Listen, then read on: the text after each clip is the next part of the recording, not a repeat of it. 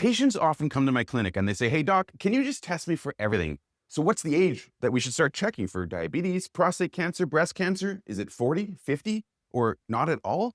That's right. Some doctors would refuse a life-saving cancer checkup. So why is that? What do the guidelines say? And why are there so many conflicting medical guidelines when it comes to preventive screening? In this video, we're going to make sense of the chaos of medical preventive screening guidelines and distill it all down into a single page. That's right. If you want a copy of this poster you can have on the wall in your clinic like hundreds of docs already have, just comment the word checklist below. We'll make sure you get a copy absolutely free. Doctors always ask me, how do you stay up to date with this? Which guideline do you choose? What test should I order? How do I know if I'm ordering the right thing? So that's why we're going to break it down and make it super straightforward. We're also going to talk about the 2 questions that need to be asked about any screening test before it's ordered, because we're going to give a rundown of what screening is, what it means, before we get to the actual medical conditions we should be screening for. I'm Dr. Simon Moore. I've taught thousands of family docs and nurse practitioners at our courses across North America so that you can stay up to date with the medical guidelines without having to constantly struggle with reading medical journals nonstop. We do an A to Z crash course in family medicine that I'm going to talk about more at the end, but let's first talk about what is screening. What questions should we be asking before we do any screening test? So in my training, I was asked by a patient, can you check me for everything? And so I did. I printed the lab requisition form. I checked off every single box and I showed it to my preceptor who said, what are you thinking? You cannot just check every patient for every single test under the sun. We have guidelines that help us decide what tests should be done. We don't need to do liver checks for everybody. We don't do kidney checks for everybody. So what are the guidelines? What do they say about screening and who do they apply to? Let's talk a little bit about screening. What is screening? Well, there are multiple organizations that produce guidelines that say this is the screening test that should be done, and this is the age and frequency at which to do it. Unfortunately, a lot of these conflict. They can be very confusing, and docs are always asking me, how do you pick the right guideline? So let's clear up the confusion and get you up to date. There are many different guidelines we're going to cover today about testing for adults. Do they have hypertension, sexually transmitted infections? Do they have cancer like breast, colorectal, or lung? Do they need to be checked for diabetes or osteoporosis and abdominal aortic aneurysm? We're going to cover for each one what test should be ordered, what age should we start, how frequently should we do it, and who should be checked. But let's start with overall, who is this one-page infographic for? Well, we're talking about screening healthy adults, typically at average risk. Now, every single guideline has their own population that they talk about screening for, and so that's why it can be so confusing. So why is medical screening such a confusing topic? Well, one of the reasons is so many different organizations have released guidelines on how to do it, and most of these guidelines conflict. Secondly, what are the things that we need to be asking before every screening test? We'll cover that very shortly. And finally, what is screening after all? So let's start there. One of the reasons screening is so confusing is because the word screening means different things in different situations. For example, in neurology, they talk about doing a screening neurological exam, which is not the definition we're going to be using today. In epidemiology and public health, screening means checking for disease in a patient who has no disease. Ideally, we check it at a very small pre-cancer state or a pre-disease state, and then we can catch it before it becomes something more serious. Some diseases are really easy to do this with. For example, colon cancer. If you cut out a polyp, it will never turn into colon cancer, and they're not going to get cancer if you get all the polyps. There's so much debate because yes, we can look for those things, but it can cost a lot of money. We get a lot of false positives. We get a lot of overdiagnosis, and we get a lot of suffering for our patients when at the end of the day, we were really just trying to help them. So there are 2 questions we need to ask before we order any screening test. Number 1, is this patient having symptoms? Because if they're having symptoms, it is not a screening test. And I've seen this misconception over and over again. Doctors will call up, they'll say, hey, can I get a screening colonoscopy for this guy with rectal bleeding? Or they're going to say, I'm going to do a screening pap test for this patient with vaginal bleeding. And no, these are not screening tests. If they've got symptoms like bleeding or fatigue or weight loss or cancer symptoms, we're no longer screening, we are investigating. Another reason screening can be so confusing is because a lot of times the screening tests are the same tests that we use for investigation. We can use a colonoscopy for screening. We can use a colonoscopy to investigate rectal bleeding, but at the end of the day, doing a FIT test only for somebody with a bit of rectal bleeding is not the right approach. The second question we have to ask, is this patient average risk? Does this guideline actually apply to them? So if somebody has been a heavy smoker, they've had 4 heart attacks before, they got a family history of heart attacks, and you think about doing a lipid panel to check for cardiovascular disease. Well, that doesn't make sense because we know they already have cardiovascular disease. It's like doing a diabetes test for somebody who already has diabetes. We aren't trying to figure out maybe they're going to get diabetes down the road when they already have it. So let's dive into the actual medical conditions we're going to be screening for, and we're going to do it by age. First, starting with all adults. Then we're going to do age 25, age 40, age 50, age 55, age 65. What are the tests we should be ordering at each of those ages? And remember, all this is summarized in the one-page infographic. If you comment the word checklist in the comments below, you can have this free of charge to follow along. So what testing should we do for all adults regardless of age? Well, let's start with sexually transmitted infection testing. Some American task force guidelines say, well, we should be checking for sexually transmitted infections starting at age 18. The Canadian guidelines say check for adults, and the end date is going to be a little bit different depending on which guideline you're looking at and which disease. So how can we summarize this into a really straightforward approach? Well, if you start checking for sexually transmitted infections for all adults until age 30, is what the Public Health Agency of Canada says. Now, what if you are past age 30 and you are continuing to be at risk? So these are men who have sex with men, people who have sex in exchange for money or drugs, and people who are having sex with multiple partners. We know that if any of those risk factors are present, the chance of getting things like syphilis, chlamydia, HIV increases. And so for that reason, we should continue to test. What are the sexually transmitted infections we should be testing for? Well, straightforward hepatitis B and C, chlamydia and gonorrhea, syphilis, and HIV. And that's usually a simple urine test or a swab. We should be swabbing all affected sites. So if you're having oral sex, we should do a swab of the throat for chlamydia, gonorrhea. If you're having anal sex, you should have rectal swab for chlamydia, gonorrhea. And the rest are usually caught with a blood test. Now, again, if you're having symptoms, all these screening guidelines go out the window. We do different tests of the lesions themselves in certain cases. So we're going to talk just about screening today. So all adults up to age 30, continue if they're higher risk, should be getting checked for hepatitis B and C, syphilis, chlamydia, gonorrhea, and HIV. How frequently? Well, each condition has a bit of a different recommendation. In a nutshell, if we screen every 3 to 6 months, that's going to be sufficient and meet most of the guideline recommendations from the Public Health Agency of Canada. Now, HIV, they say test a little bit less frequently. Other conditions, they say test a little bit more frequently. So 3 to 6 months is a window that is going to catch pretty much any STI in a sexually active adult. Let's move on to hypertension. At what age do we start screening for high blood pressure? Well, the Canadian guidelines released in 2025 for primary care management of hypertension say check adults. Now, the old Canadian task force recommendations from 2012 said check adults at all appropriate visits. There are guidelines from Hypertension Canada from 2020 that talk about getting checked in children and checking specifically in the right arm and starting at age 3. But again, this infographic is about adults, so let's focus on that. So what test should we be doing? Well, we start with an office blood pressure cuff measurement. If it's over 130/80, then they need an out-of-office measurement to get to the next step, and then we can diagnose hypertension if their ambulatory blood pressure checks are over 130/80 or their 24-hour blood pressure check is over 130/80. Unfortunately, the 24-hour monitor can cost money in some provinces to get that test. And so that's why most of the time we say, hey, just bring in a list of your hypertension readings from the drugstore or from your home machine.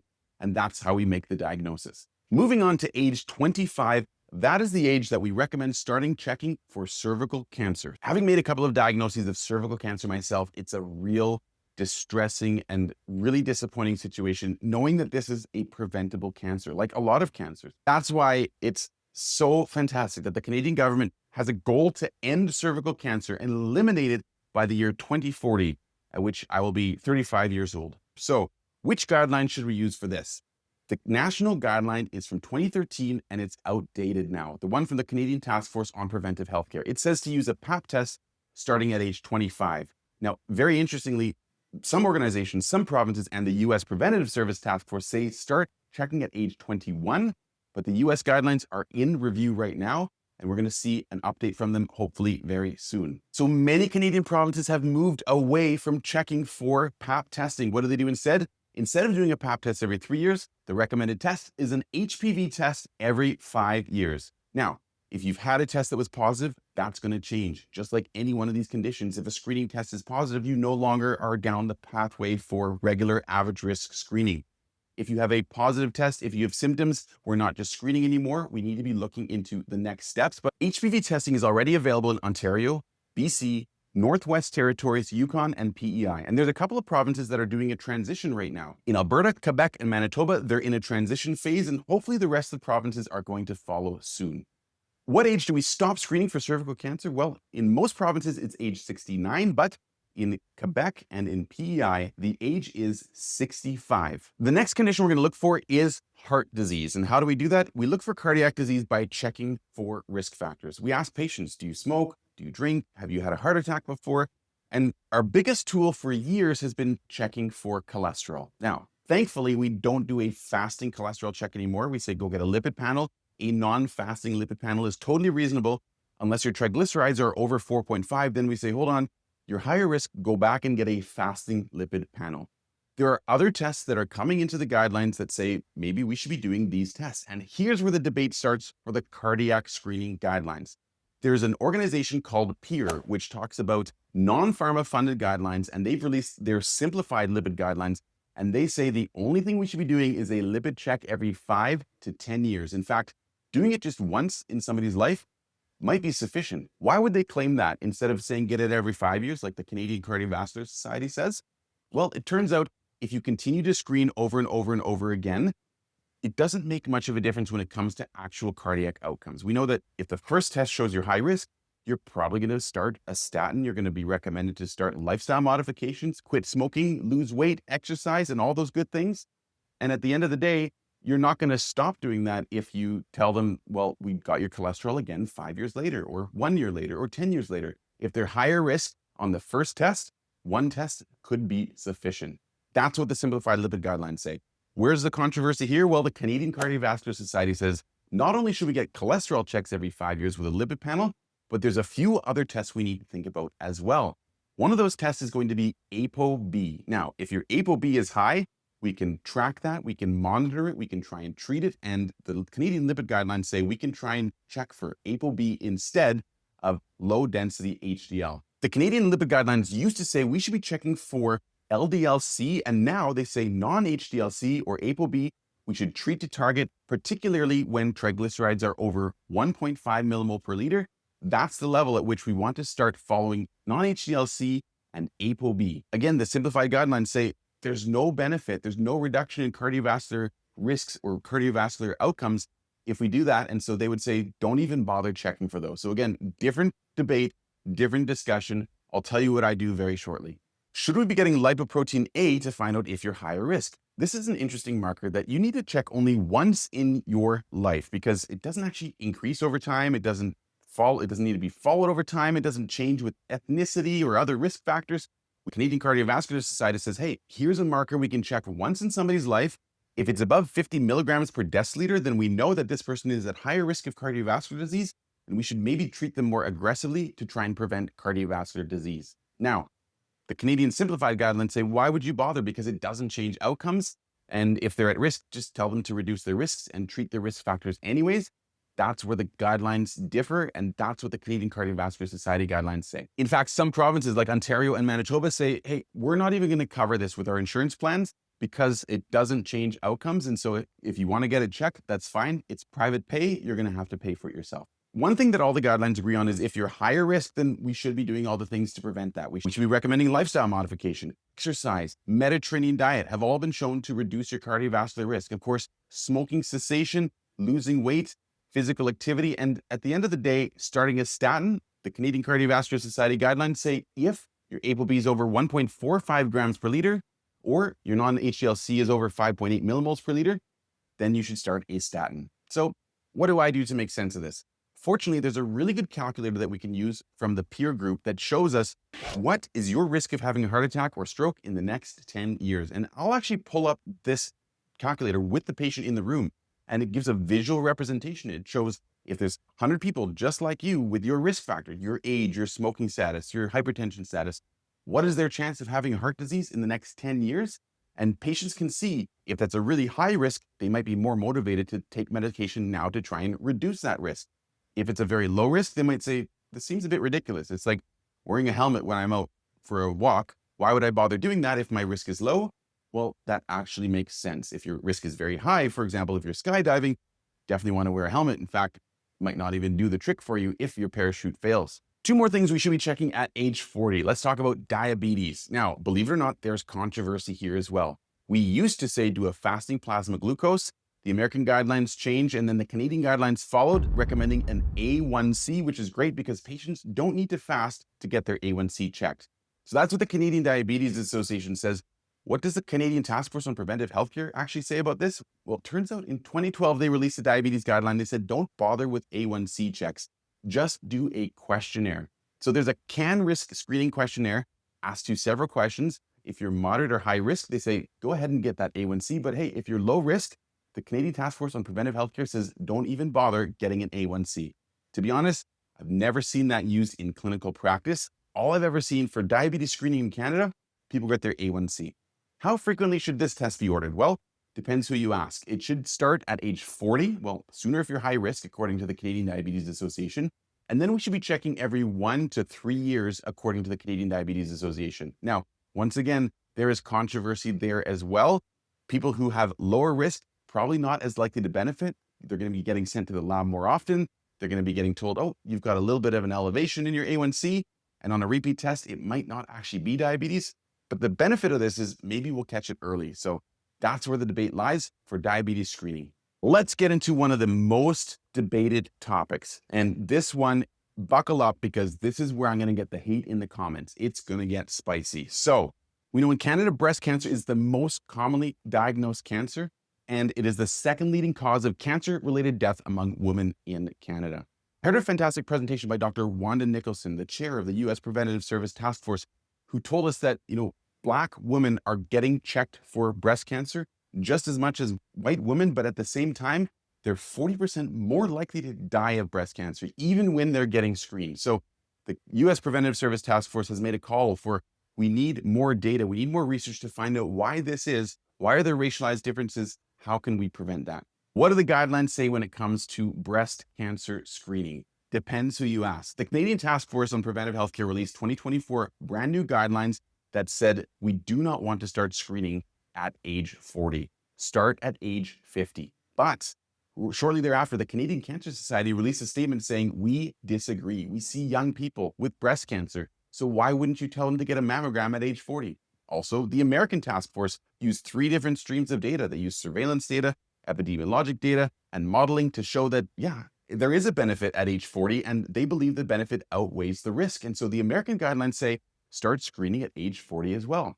So why is there so much debate here? Well, the Canadian Task Force guidelines say the chance of you catching a cancer in somebody between age 40 and 50 is very, very, very low.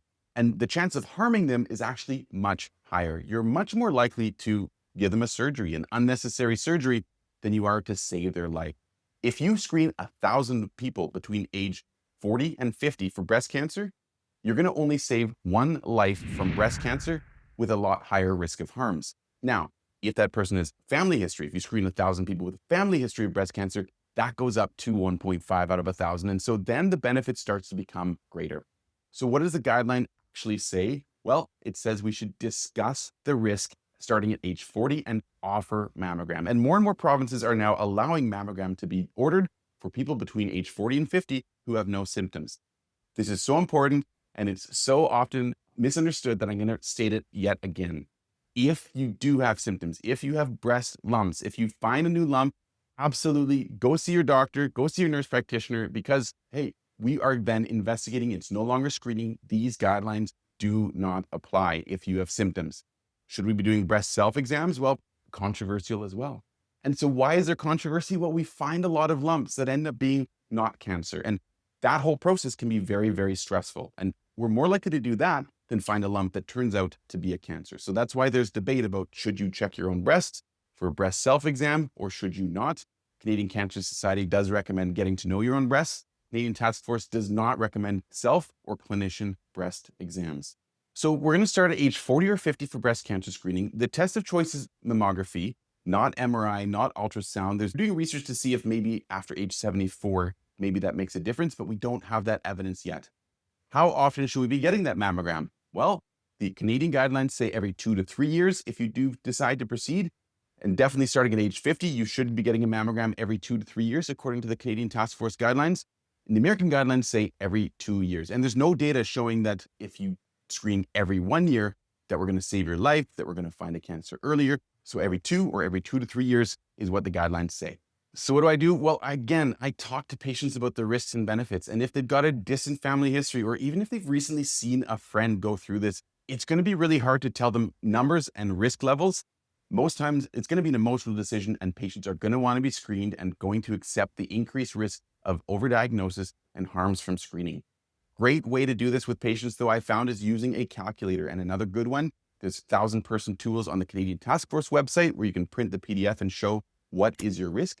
But a good one for breast cancer is ePrognosis, which can help predict risk of breast cancer and benefits and harms of screening. So let's move on to age 50. And that is the age at which now there's very little debate. Breast cancer screening, mammography every 2 years in the American guidelines, or every 2 to 3 years, according to the Canadian guidelines, until age 74.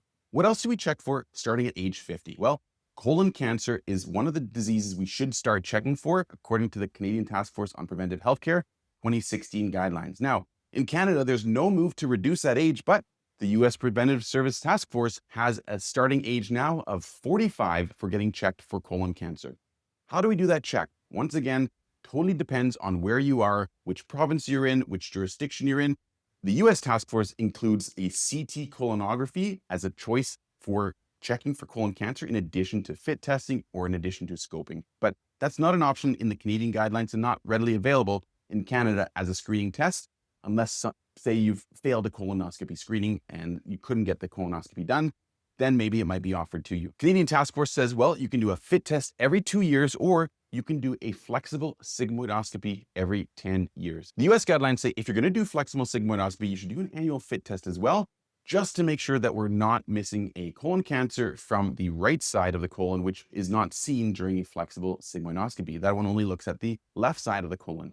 And again, these guidelines differ. Canadian guidelines say every 2 years for a FIT test. Interestingly, this is one that most of the provinces in Canada actually agree. FIT test is a cheap test. It's really straightforward. Patients can do it at home. They can mail it in. And so for that reason, there's now a FIT testing program in every province and territory in Canada. And the ePrognosis website I talked about for breast cancer screening is also an option for checking for prognosis for colon cancer screening as well. As if that wasn't enough debate in the 50-year-old age group, well, let's get into prostate cancer. So in 2014, the Canadian Task Force put out an edict saying, do not screen with PSA for prostate cancer. Basically, just wait till your patient has symptoms, and then we can do some testing and find that they've got prostate cancer. Well, that caused a fury. The Canadian Urological Association spoke out vehemently against that and is still publishing to say that they do not agree with that. Dr. Lawrence Klotz spoke out on Healthy Debate, talking about all the reasons why they weren't happy with this recommendation. In fact, they were disappointed that they presented their evidence to the Canadian Task Force and the Canadian Task Force ignored it. They wanted to have their names removed and yet still listed the CUA as a stakeholder. So there has been drama. So what is the best option?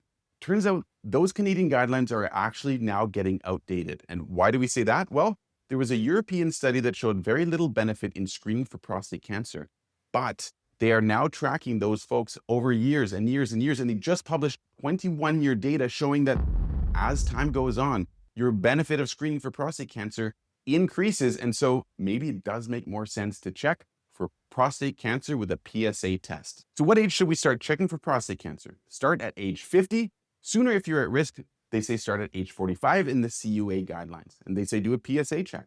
How often should you do the PSA check? It totally depends on what was the finding, what was the result of the PSA test. So if it is a low PSA test, if it is a value of less than 1 nanogram per milliliter, then you do not need to check again until 4 years down the road.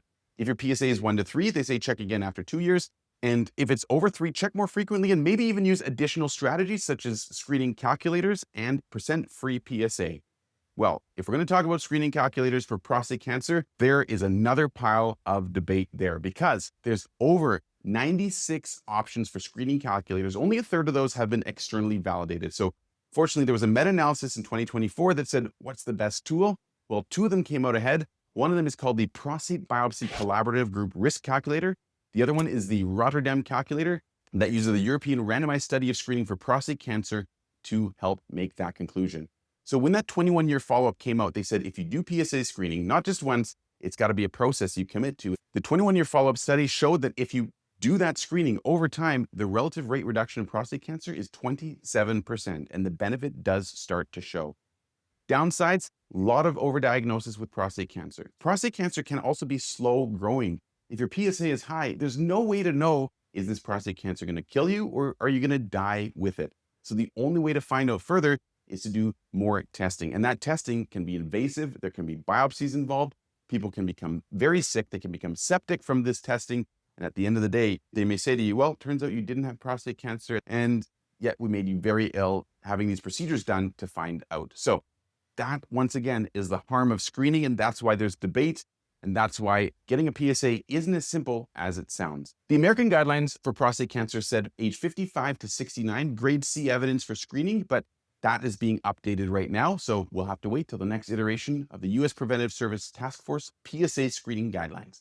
All right, only 3 more conditions to go. If you've lasted this long, way to go. Clearly, you want to know the ins and outs of preventative health screening. So let's take a look now at another one with a lot of debate, osteoporosis. In Canada, Osteoporosis Canada released guidelines in 2023, just a few months after the Canadian Task Force on Preventive Healthcare released guidelines, also in 2023, both published in the Canadian Medical Association Journal. So needless to say, lots of debate because they said completely different things. The Canadian Task Force said start screening at age 65 for women only. And if we're going to screen, don't do a BMD, don't do a bone mineral density, just start by doing a FRAX score questionnaire. If they're high risk from that, then go ahead and do a bone mineral density. The Canadian Task Force said only be screening women who are over age 65, and that's it. They said there's no data to show that it actually helps in men. It's all implied from the data showing that benefit in women. The Canadian Osteoporosis guidelines from Osteoporosis Canada say something quite different. They say at age 50, we should start doing a clinical risk assessment and finding out if people have risk factors. And if they have multiple risk factors, then go ahead, do the FRAX score and also the bone mineral density. And at age 70, they say everybody should be getting a bone mineral density screen, which is different than what the Canadian Task Force says. So how do I navigate this? Well, what I do once again is I show patients, there's a great calculator from the Canadian Task Force on Preventive Healthcare on osteoporosis, and it shows exactly what your risk is going to be if you get a test for osteoporosis, your chance of having a fracture, and with and without treatment. So showing patients that can be very beneficial in showing them, well, you may take this medication, which, believe it or not, bisphosphonates can actually increase your risk of having a fracture as one of the side effects. But at the end of the day, the goal is to reduce fractures, and the calculator shows what the chances of that are. At the end of the day, all of this screening doesn't change fracture rates. And so does it actually make a difference? Well, the guidelines still say to go ahead and screen, but fortunately, both of them talk about prevention of fractures by using healthy lifestyle advice, calcium, vitamin D, weight-bearing exercise to prevent fractures. Almost done, wrapping up with 2 more to go. We got lung cancer screening again. Difference in the Canadian and American guidelines. So the Canadian guidelines say we should be getting a CT scan, low dose CT chest every year, maximum 3 times, only for smokers and only for people starting at age 55. The American guidelines are slightly different. The U.S. Preventive Service Task Force says start at age 50. In fact, that's what Alberta says, is start at age 50. And the American guidelines say continue on until age 80 and to do it annually. So the Canadian guidelines limit 3 times. The US guidelines, you could end up getting it over and over again.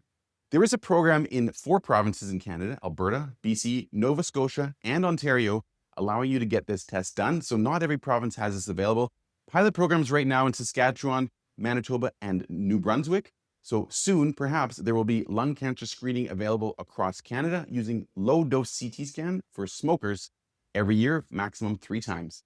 So let's wrap up with the abdominal aortic aneurysm screening guidelines. Again, there's debate. The US 2019 guidelines say smokers, men who smoke between age 65 and 75 should be getting an abdominal ultrasound to screen for abdominal aortic aneurysm. And one of the very common misconceptions I get talking to people in Canada, they don't realize that the smoking guidelines are the American recommendations, whereas the Canadian Task Force actually says all men aged 65 to 80 should be getting a AAA screen using an abdominal ultrasound, not just smokers. So very clear distinction. Even though smokers are much more likely to get a AAA, the incidence is 10% in smokers and 2% in never smokers. The Canadian guidelines say all men, 1 time, screening abdominal ultrasound for AAA. Well, what a whirlwind. We've gone through all of the screening guidelines, and I'm going to do a summary. But before I do, I want to tell you a little bit about Vital FM Update. Sometimes you go to a medical conference, you go to a couple of interesting talks, there's so many concurrent sessions, and you leave wondering, did I actually get up to date with everything I need to know? So that's why at Vital FM Update, we do family medicine education a little bit differently. We do a 2-day event, all day Saturday, all day Sunday, and we go through all the 105 topics that you need to know for family medicine according to the family medicine exam. So if you're going to be writing the family medicine exam, Vital FM Update is a fantastic place to get a brush up of all the Canadian guidelines and all the updates you need to know. We are obsessed with having fun, having an educational session, having an energetic teaching environment. But why don't I tell you some of the testimonials? People who've come to the Vital FM Update conference in the past say, take it, it's a great review of highlights, it is fantastic. Another doc says, the new updated guidelines, the most high yield points to know about each topic at Vital FM Update. Other people say it is broad ranging, fast paced, full of important updates, entertaining, appropriate for NPs in primary care. And another doc says, love the fact that you guys made me feel like this is not just review, but you want to make me a better doctor. That's what we try to do at Vital FM Update, and I really hope to see you there. So please check out vitalfmupdate.com. The link is in the description, and we hope to see you at one of our live in-person events across Canada. So let's blast through a summary just to help it all stick. STI testing and hypertension for everybody. At age 25, cervical cancer screening begins. At age 40, that's when we're going to check for heart disease with lipids and maybe the ApoB, lipoprotein A, and maybe the coronary calcium score. And diabetes checks A1C every 1 to 3 years. At age 50, that's when we're going to start having a discussion. Should we screen for mammography? Definitely at age 50, maybe start that earlier at age 40. Colon cancer, prostate cancer, osteoporosis, depending on the guideline you look at. Age 50 is when we start for that. Age 55 is when we start checking for lung cancer for smokers in Alberta. They say start at age 50. And AAA screening, Canadian guidelines say start at age 65. Clearly, there's a lot of other things we could have done for preventative health. Vaccinations are a huge intervention. We didn't include them because they're not tests. There's lots of other conditions that we could do testing for, but the pros and cons, the risks benefit don't actually pan out, or there's no national recommendation right now that says that we should be checking for it. So over time, the science will be updated, the recommendations may change, and then we're going to have to summarize. Once again, we hope you join us for that. So that's why you should like and subscribe this video and our channel if you are interested in staying up to date with the medical guideline updates. Thank you for joining for this bird's eye view of preventative health screening guidelines. Once again, if you want a copy of the infographic, just comment checklist in the comments. We'll give you one free of charge. Like, comment, subscribe. Glad to have you here. We'll see you for the next one.